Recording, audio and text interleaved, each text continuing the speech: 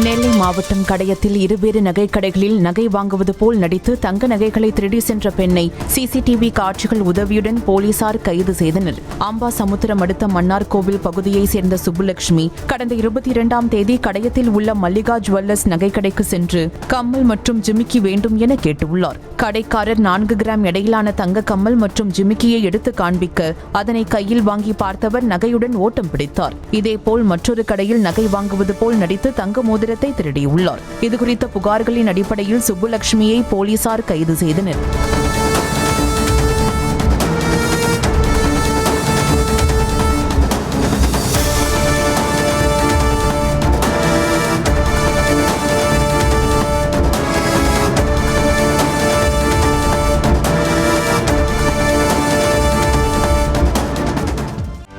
செய்திகளை உடனுக்குடனும் துல்லியமாகவும் தெரிந்து கொள்ள சப்ஸ்கிரைப் பண்ணுங்க.